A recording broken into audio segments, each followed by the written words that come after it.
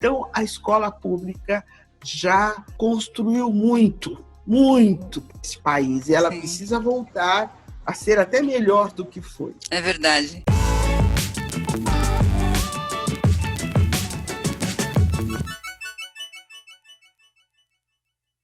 Oi, pessoal, tudo bom? Estamos novamente num papo com palestrante. Hoje com uma pessoa extremamente importante e para mim está sendo uma honra falar com ela. Ela é professora de Direito na USP, ex-secretária de Justiça de São Paulo e pioneira no movimento negro. Muito, muito obrigada, viu, professora Eunice, de estar aqui. Professora Eunice Prudente, obrigada mesmo. Muito agradecida, prezada Sandra Pascoal, Celso Rodrigues e todos, né, que estão aí me dando esta oportunidade, né? Eu quero agradecer a confiabilidade de poder aqui falar e dialogar com todos. Muito obrigada. Que bom. Professora, a ideia desse papo é conhecê-la melhor. Então, eu gostaria muito que a senhora me falasse como foi a sua infância. Foi uma infância feliz, porque lá atrás, em anos, né, no momento em que não tínhamos tantos brinquedos, tanta tecnologia, e as crianças criavam. Criavam os próprios brinquedos, com latinha, pauzinho, barro. Eu tive muito espaço para brincar.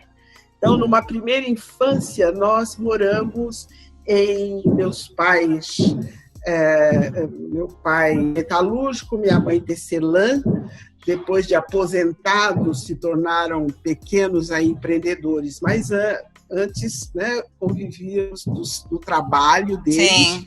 Eu vejo, na minha primeira infância, nós moramos num cortiço na Moca. Então, tinha muita criança. Minha lembrança, sim, dos 3 anos, dos 4 anos de idade, é estar no meio de muita criança. Brincar bastante, tinha espaço, viu? Olha, que gostoso! Onde nós rolávamos ali, brincávamos o dia todo, né? Depois já as creches, né, disponibilizadas pelos próprios empresários, né, que estavam em torno das fábricas ali. Mas acho que o mais importante da minha infância foi a politização muito cedo, porque meus pais se conheceram na Juventude Operária Católica e eram sindicalizados, então frequentávamos muitos eventos, principalmente no Sindicato dos Metalúrgicos, que na antiguidade, né, era na Rua do Carmo, ali perto da Praça da Sé. Então, ali havia assembleias, reuniões. E vejo, mesmo que a criança talvez não entenda muito vocabulário, mas eu sabia que eram momentos muito importantes, porque meus pais compareciam, porque discutiam, porque gritavam, e eu e meu irmão, né, tentávamos participar também. Sim, sim. Então, isso foi muito importante para nós termos a percepção de que, além da família e da sua igreja, o seu, existe uma sociedade onde você vai ter que conviver e com responsabilidade com o outro, porque construir as casas, né, nos finais de semana via mutirão, assim foi construída a nossa casa na Vila Maria. Mas meus pais também participaram de outros mutirões e carregavam as crianças juntas. Então, aquela convivência foi fundamental para abrir as cabecinhas, para a gente vencer um certo individualismo, né? Que a gente, natural que a gente tem, para saber o que é conviver. Então, acho que a minha infância, também devo lembrar que o colégio das freiras, ali do Sion, em Higienópolis, tinha e mantém ainda uma escola gratuita na Vila Maria. Então, estudamos nessa escola quase tempo integral, pelos horários lá, um ensino também de boa qualidade, gratuito, mas também As escolas públicas em geral, sobretudo em São Paulo, eram muito boas. Muito boas, muito boas. A gente prestava o vestibular, mas muita gente chegava à universidade pública. Aqui na minha vizinhança, 2 oceanógrafos, hoje cientistas brasileiros, eram meus vizinhos, alguns jornalistas, historiadores, que eu vejo o nome, falando, nossa, era nosso vizinho. Então, a escola pública já construiu muito esse país, e ela precisa voltar a ser até melhor do que foi. É verdade. Professora, eu sei que a senhora é muito engajada em vários movimentos, inclusive movimentos negros. Eu queria que a senhora falasse, a senhora acha que a lei do racismo está sendo aplicada? O que a senhora acha disso? Né? Aqui tipifica a discriminação como racismo. Não, ela não vem sendo devidamente implementada, não é?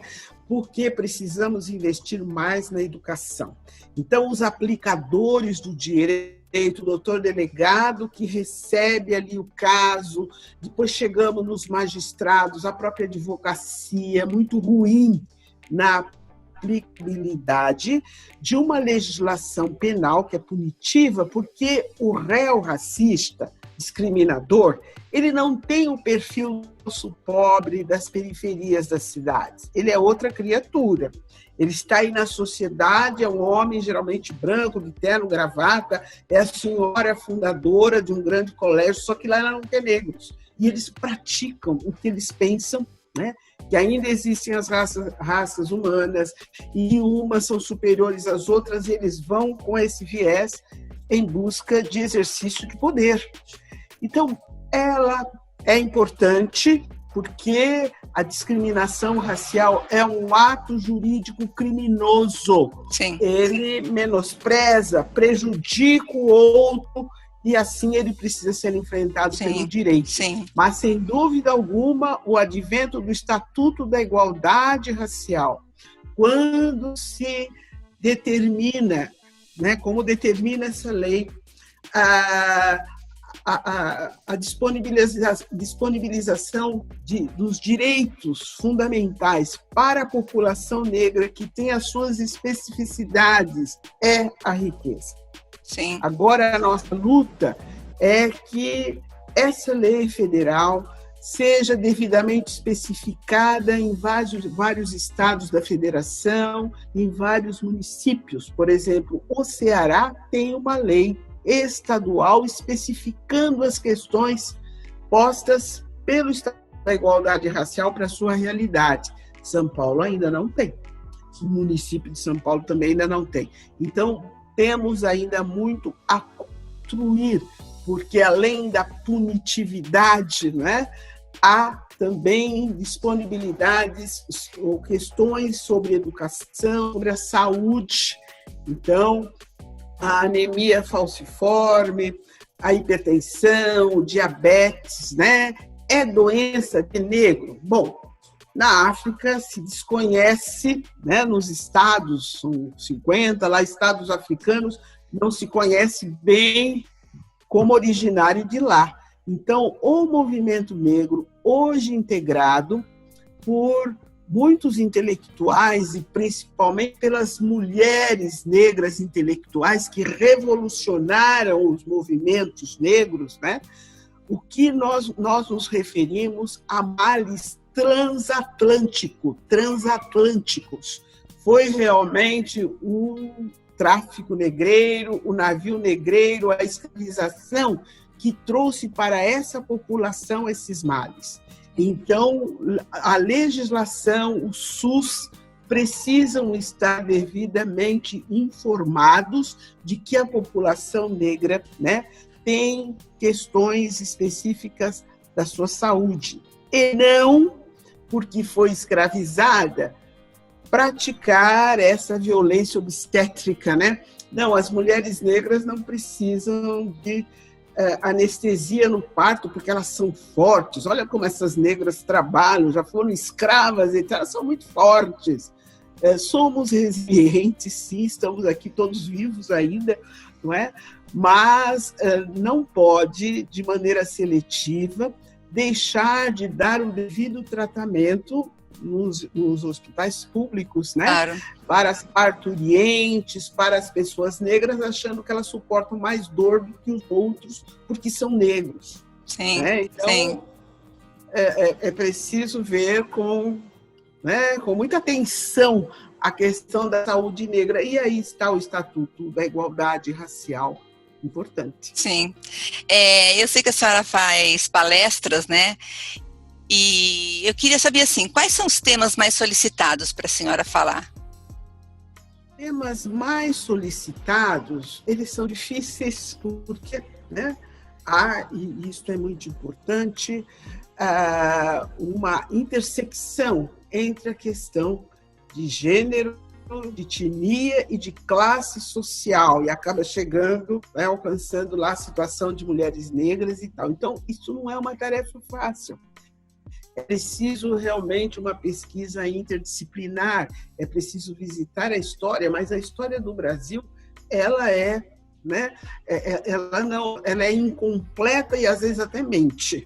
Então é preciso realmente pesquisa histórica, visitar a sociologia, visitar as culturas da antropologia, visitar a economia, né? Sim. Então, por que quem foi escravizado se encontra exatamente na base da pirâmide socioeconômica do Brasil?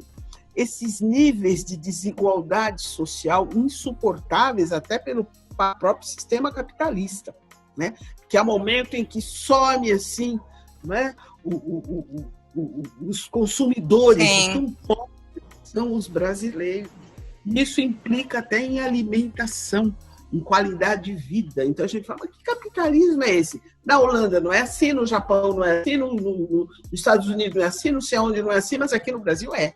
E é muito grave o que ocorre aqui em termos de desigualdade social. Então, nós trabalhamos muito com os dados abertos, né? Principalmente os dados do IPEA, Instituto de Pesquisa Aplicada, do próprio IBGE, mas também temos instituições públicas muito sérias, Transparência Brasil, Contas Abertas, né? Transparência Internacional, que esse Instituto Brasileiro de Segurança Pública, porque ele nos trazem dados. Aí, quando cruza-se os dados, assim, fica demonstrada uma realidade. Isto são as interseccionalidades. É método, é forma de pesquisa importante, porque esclarece, ilumina realidades.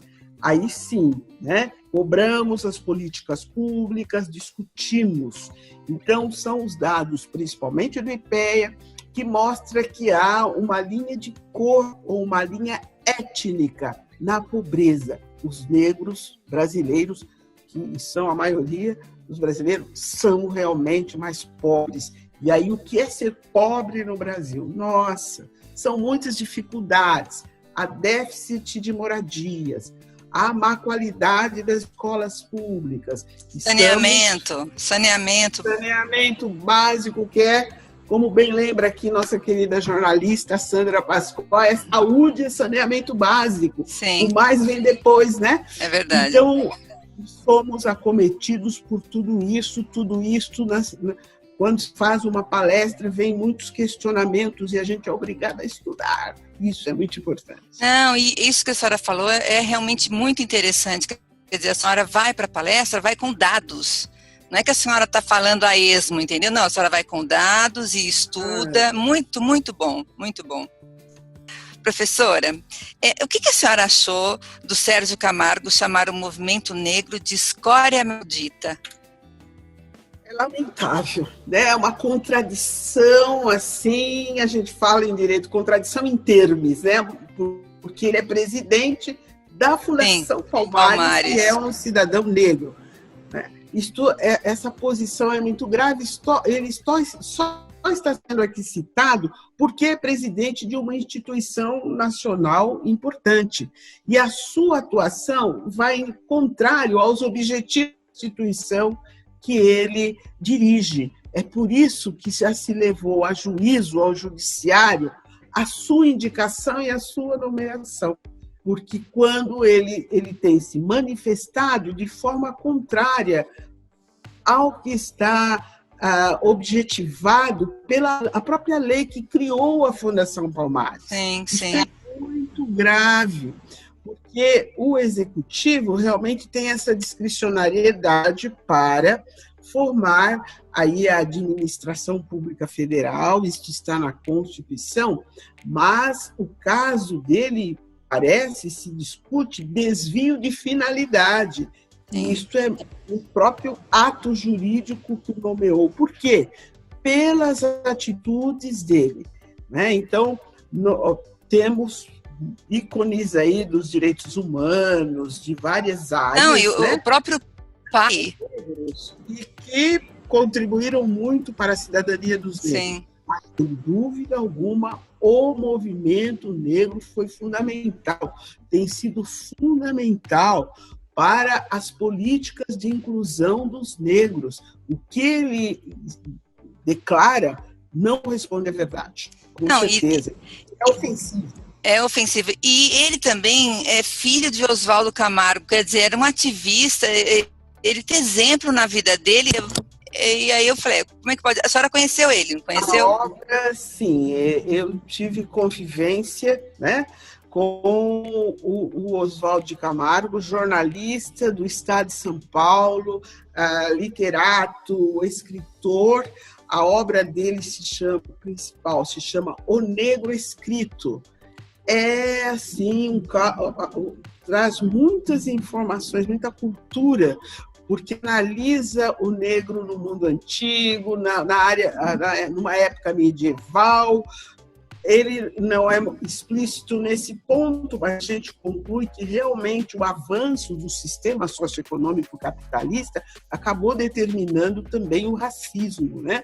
Então não se nota anterioridade essa situação. E eu sou sobrinha da Ana Florência Romão, uma educadora aqui da cidade, que no governo Luiz Erundina, né, ela acabou dando nome a uma escola da Zona Leste, onde ela atuou muito, e ela era amiga do Oswaldo de Camargo, e me levou ao noivado do Oswaldo de Camargo e Dona Eunice. Que bacana! A mãe do Sérgio.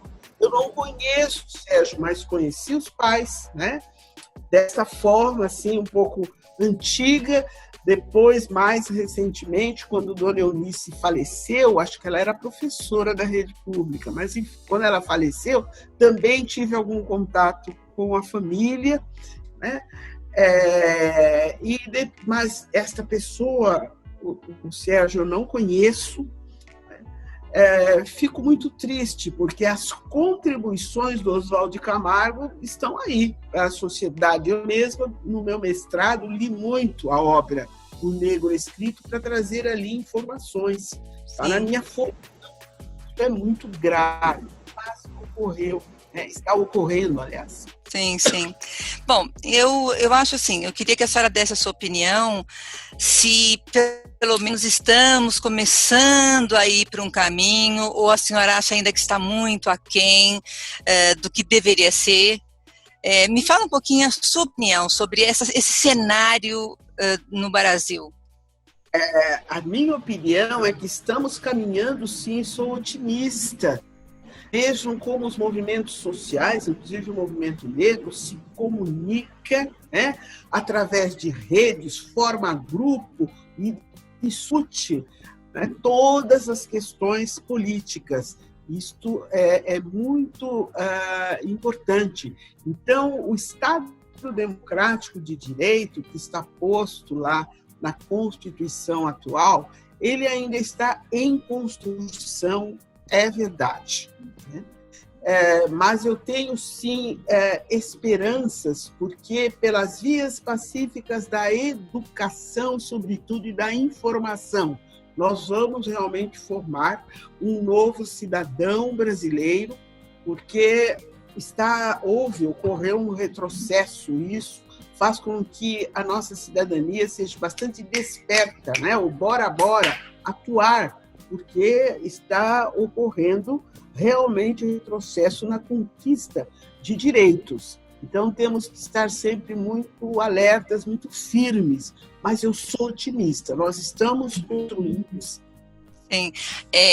Não sei se a senhora chegou a ver, a nossa chamada foi assim, sou única. E aí é uma brincadeirinha, porque na realidade a senhora é a única professora negra da USP. É isso, não é? É verdade isso, né? Na faculdade de Direito, né? Na sim, faculdade sim, de Direito, sim. eu sou a primeira, mas não serei a única, sou a primeira, mas vou copiar ali a liderança norte-americana, né? Da Harris, né? Da vice-presidente.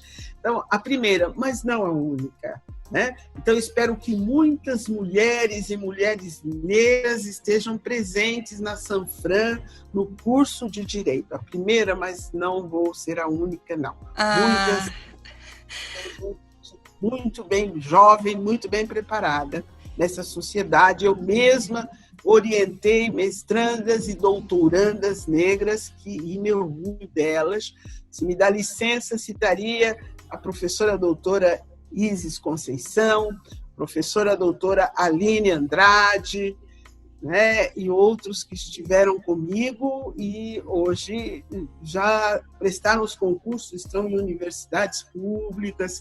Isso é muito importante. Sim. Eu queria, já estamos terminando, eu queria que a senhora falasse o que faz a senhora feliz.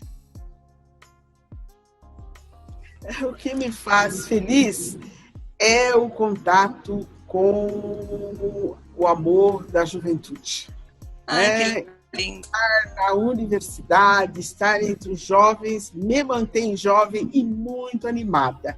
E eu sou política, eu acho que a política é, sem dúvida alguma, a ciência, a arte que consegue alcançar essa integridade desse ser maravilhoso que é o ser humano. Né? O que me faz feliz é estar com o ser humano.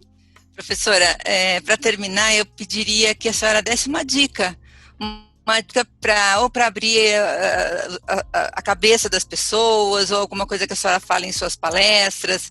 Dá uma dica para a gente.